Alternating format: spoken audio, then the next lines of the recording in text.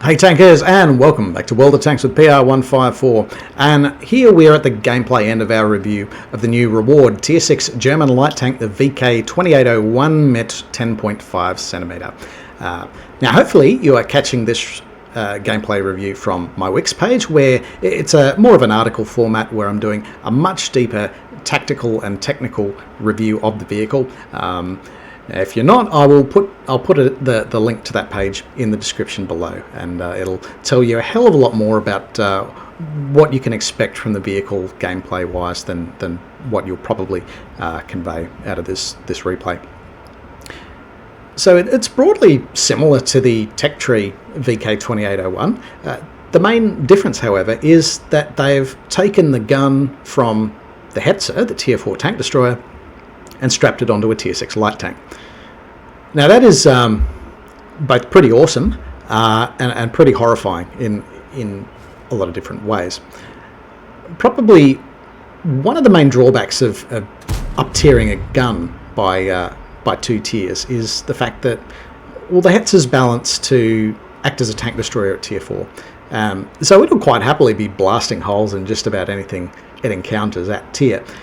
What it means at Tier 6, where you could be facing Tier 7 vehicles or even Tier 8 vehicles quite routinely, is just a lot more selective application of the gun. Of course, that hasn't really hurt us here, where we're engaging thin-skinned tank destroyers like the T-67.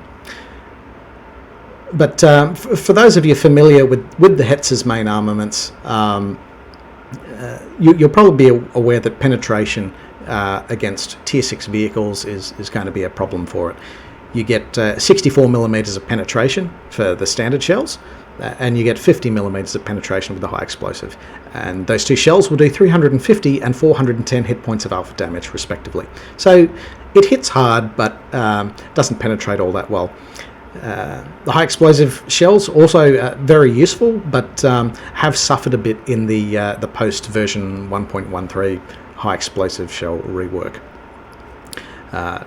Now, fortunately, you do have a heat option, a premium option, heat shells, which have up to 104 millimeters of penetration. Now that's possibly of questionable usefulness frontally against a lot of heavy tanks and even many medium tanks that it finds at tier. Even with the premium shells, you're not necessarily going to be able to bite. One tank that I found I had a lot of trouble with during testing of this tank was a T-3485M. There is nothing you can do frontally to a T-3485M in the VK2801 105.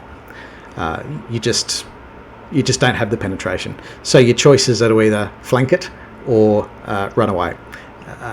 Often running away probably the better option. It really just depends how much support you have around you at the time and your relative hit point position. Look, you know how to make these battlefield decisions.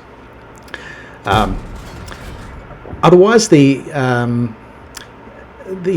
base dispersion of this gun is quite ugly at 0.53. I have used improved aiming, which has gotten that down to 0.5, and I'm hoping that once the crew develops into a Brothers in Arms crew, then I can get that down even further. But 0.5 is the best I can manage with that at the moment, which that in itself should not make the tank all that well suited to sniper work. That's exacerbated even further by the absolutely woeful shell velocity that you get with this vehicle. So you get 470 meters per second with the standard shells and the high explosive shells, and that's even worse with the heat rounds. You only get 376 meters per second with the heat shells. And that can become quite infuriating to use from long distance. So unless it's really appropriate to the situation, as it is here, I might add, you probably want to avoid trying to use it as a sniper. Where even if you're engaging a static target, it can quite easily move before the shell lands, and that's exactly what's happened to us there against the Tier 6 Japanese heavy tank, the HT number 6, where we're right on target at all accounts it looked like it'd penetrate, but the vehicle has moved before we could get a shell to land on target. So yeah, not ideally suited to sniper work.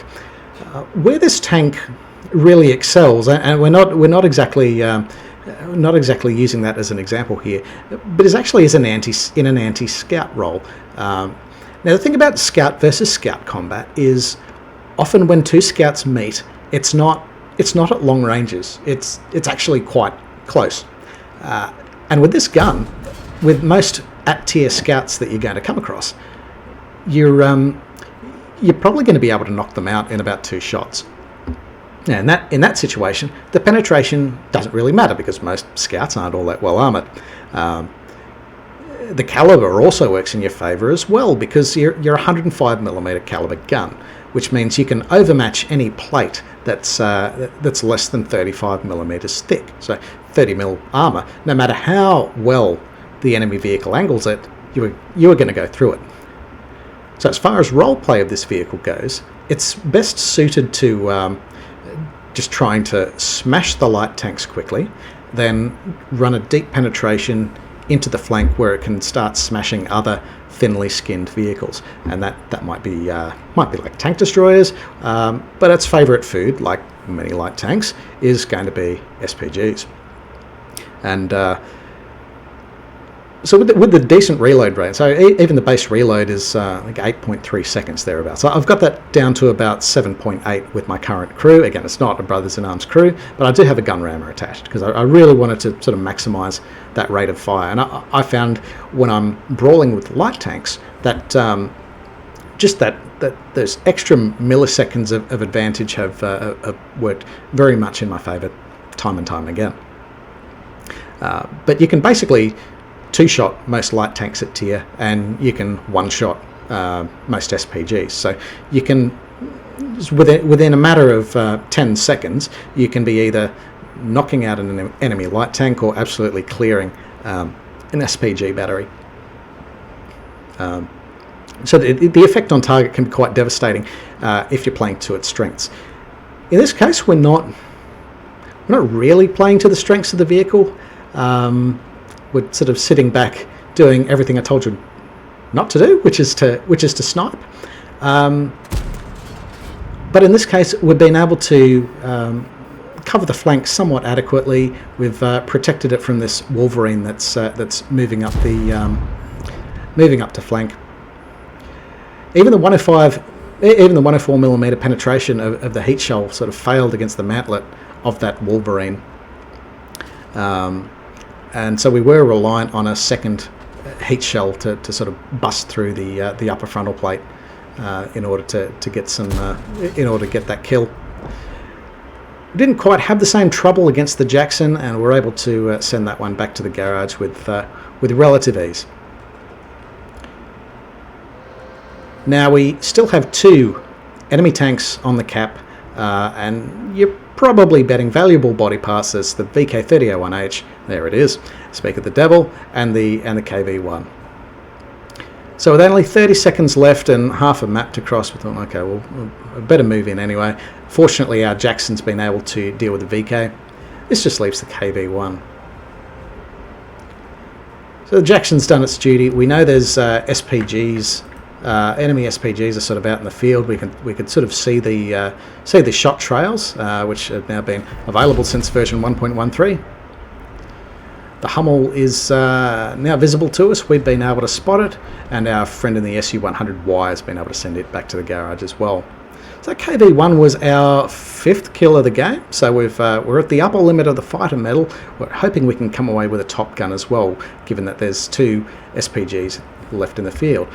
Now our M41 HMC is somewhat of a team player, and they've sort of been watching where the enemy artillery is firing from, and they've been able to point us in the general direction of the enemy SPG, which has enabled us to find and subsequently shut down the M41 HMC for our 6th kill of the game and a Top Gun medal.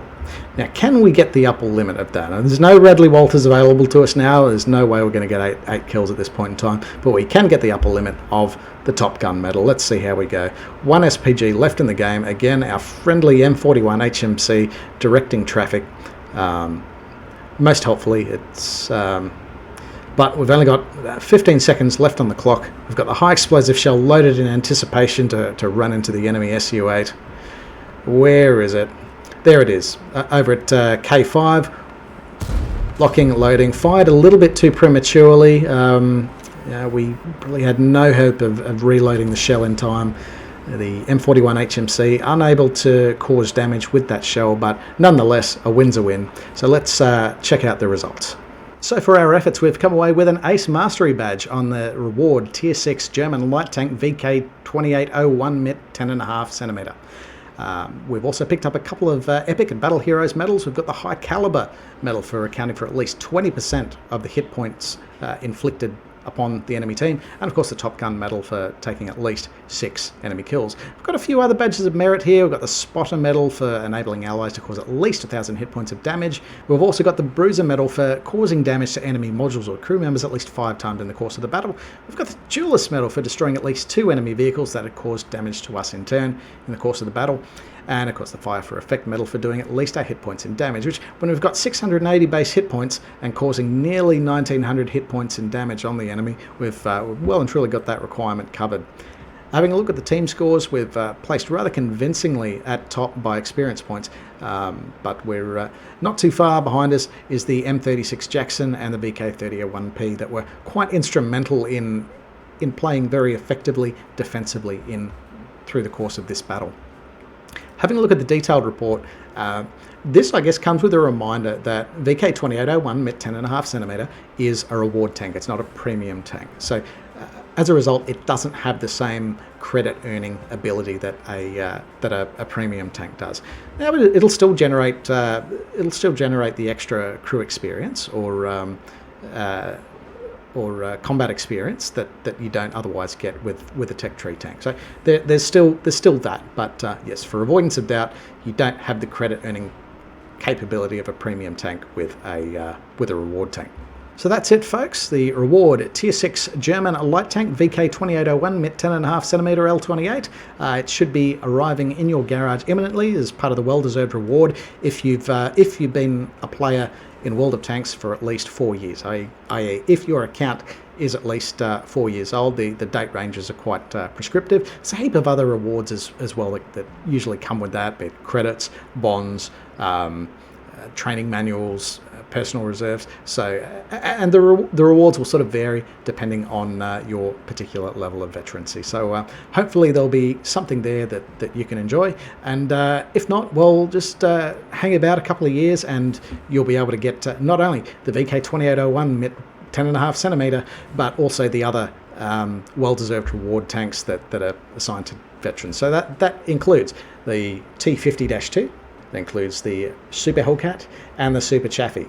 So best of luck, and I do hope you enjoy these vehicles. Take care out there.